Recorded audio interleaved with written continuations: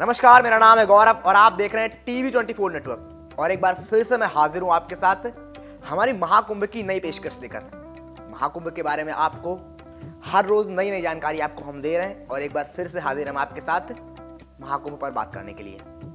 आपने जरूर सुना होगा कि इस बार का महाकुंभ जो है वो 12 सालों बाद प्रयागराज में लग रहा है। लेकिन क्या आपको पता है कि सिर्फ प्रयागराज ही नहीं, 3 और स्थान है, यानी कुल मिलाकर 4 स्थानों पर ये महाकुंभ लगता है।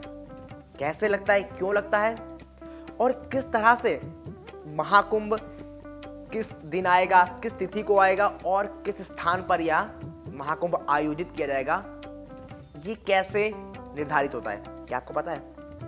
मैं सब कुछ इस वीडियो में आपको बताने का प्रयास करूंगा कि महाकुंभ क्या है, कैसे तय होती है आयोजन और स्थिति की तिथि, स्थान और स्थान की तिथि, और इसके बाद क्या है महाकुंभ की कथा, कुंभ के आयोजन में राशियों का महत्व। इन सारी चीजों पर एक एक करके चर्चा करेंगे, सब कुछ आपको बताएंगे, तो बने रहिए हमारे साथ। शुरू करते हैं महाकुंभ से कि महाकुंभ है क्या। थोड़ा पहले जाते हैं शुरुआत में। वर्षों पहले हम सभी को पता है समुद्र मंथन होता है। समुद्र मंथन पर एक तरफ थे देव और एक तरफ थे असुर, और ये पहली बार हुआ था जब किसी एक बड़े लक्ष्य के लिए देव और असुर, दो ऐसे ग्रुप, दो ऐसे समूह जो बिल्कुल अलग विचारधारा रखते थे, अलग समूह था और उनके वेशभूषा अलग थी, सब कुछ अलग था, जो कि एक दूसरे के दुश्मन थे, ये कह सकते हैं ना हम। लेकिन उस बड़े लक्ष्य के लिए ये दोनों के दोनों समूह एक साथ आते हैं। इसके बाद समुद्र मंथन होता है, समुद्र को मथा जाता है, फिर उसमें से अमृत निकलता है। लेकिन अब आप सोच रहे होंगे, अमृत जब निकलता है तो आखिर जब अमृत उन लोगों को मिल गया तो आज तक अमर क्यों नहीं है वो? उसके पीछे की भी कहानी है। वो कहानी ये होती है कि अमृत मथा जाता है, अमृत निकलता है, लेकिन क्योंकि असुर और देवता ये दोनों लोग चाह रहे होते हैं कि इन्हें मिल जाए, इन्हें मिल जाए, इस चक्कर में किसी को नहीं मिल पाता है। आपस की लड़ाई और उस पर आधिपत्य जमाना, उस अमृत पर कि ये मैं रखूंगा, इसकी वजह से इन सारे झगड़ों के बीच कलश बार बार छलकता है, अमृत जमीन पर गिरता है और उसकी कुछ बूंदें अलग अलग जगहों पर गिरती हैं और उसके बाद से महाकुंभ की शुरुआत होती है। खैर, अब आगे बढ़ते हैं इस कहानी में और आपको बताते हैं क्या है महाकुंभ। तो जैसा मैंने पहले बताया कि किस तरह से महाकुंभ की शुरुआत हुई थी, और ये आप जो अभी महाकुंभ देखते हैं जो कि हर 12 साल पर आपको नजर आता है, इसको भी आपको उस कहानी से ही जोड़ना होगा। क्योंकि महाकुंभ की शुरुआत कैसे होती है कि जब दो ऐसे लोग अलग अलग विचारधारा के, जब वो एक साथ मिल जाते हैं और सिर्फ उनका लक्ष्य एक होता है, तब होता है महाकुंभ। और वैसा ही हमको आज नजर आता है जब हम देखते हैं ना कि पूरे के पूरे व्यक्तित्व या फिर सनातन, जितने भी सनातन को मानने वाले हैं, वो जब वहां पर जाते हैं महाकुंभ में सिर्फ एक लक्ष्य के साथ, कि जब उस गंगा नदी में डुबकी लगा रहे होते हैं तो सिर्फ उनके मन से और उनके मुख से एक आवाज आती है, हर हर गंगे जय गंगा मैया। यानी वहां पर कोई अलग नहीं होता है और ना ही कोई छोटा होता है, ना कोई बड़ा होता है, सिर्फ एक लक्ष्य होता है और वो होता है उस महाकुंभ में स्नान करने का। यानी जब सारे के सारे लोग कुल मिलाकर एक साथ आ जाते हैं एक लक्ष्य के लिए, तो उससे होता है महाकुंभ, उसे कहते हैं महाकुंभ। तो ये होती है पूरी की पूरी महाकुंभ की कहानी। और इसके बाद आगे बढ़ते हैं और जानते हैं कैसे तय होती है इस महाकुंभ के आयोजन की तिथि और स्थान, क्या है विशेषता।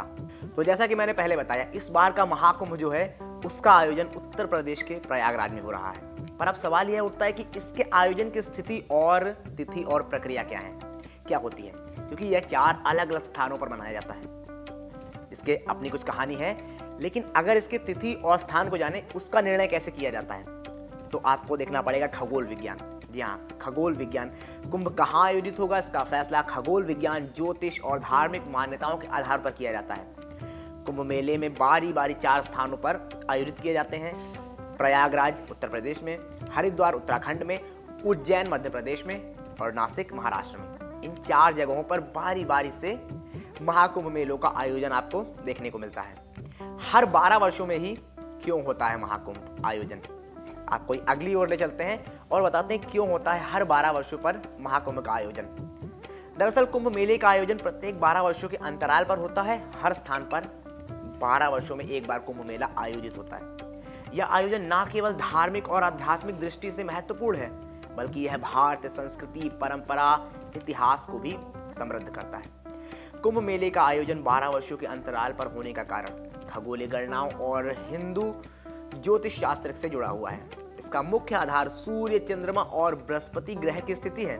जब बृहस्पति ग्रह मेष राशि या सिंह राशि में प्रवेश करता है और सूर्य चंद्रमा की स्थिति विशेष योग बनाती है, तब कुंभ मेले का आयोजन होता है। अब आगे बढ़ते हैं और जानते हैं क्या है कुंभ की कथा। जी हाँ, हुआ यूं कि समुद्र मंथन से जब 14 रत्न निकले तो सबसे आखिरी में अमृत कुंभ प्राप्त हुआ। इसे आयुर्वेद के जनक धन्वंतरी देव अपने हाथों में लेकर समुद्र से बाहर निकले थे। अभी अमृत कुंभ बाहर आया ही था कि इसे लेकर असुरों में होड़ मच गई कि वह इसे देवताओं से पहले अपने अधिकार में डालेंगे और पी डालेंगे। राजा बलि की सेना में उनका एक सेनापति था, स्वरभानु। वह जल, स्थल और आकाश तीनों ही जगहों पर तेज गति से दौड़ सकता था। उसने अमृत कुंभ को एक पल में ही धन्वंतरी के हाथ से झटक लिया और आकाश मार्ग की ओर ले चला।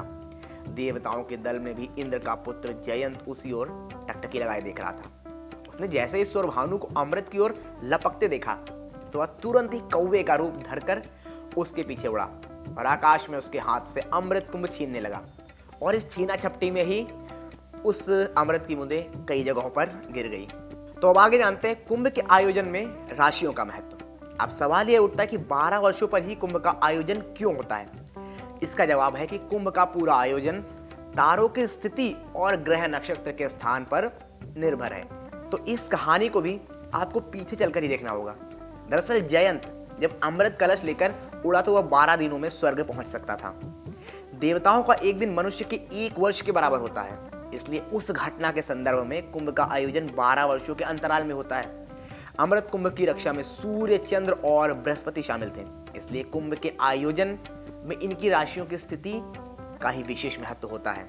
तो ये थी महाकुंभ की पूरी कहानी। महाकुंभ क्या है, इसका आयोजन कैसे होता है, 12 साल पर ही क्यों होता है ये, और इसकी तारीख और स्थान किस तरह से निर्धारित किए जाते हैं, इस पूरी कहानी हमने आपको बताया।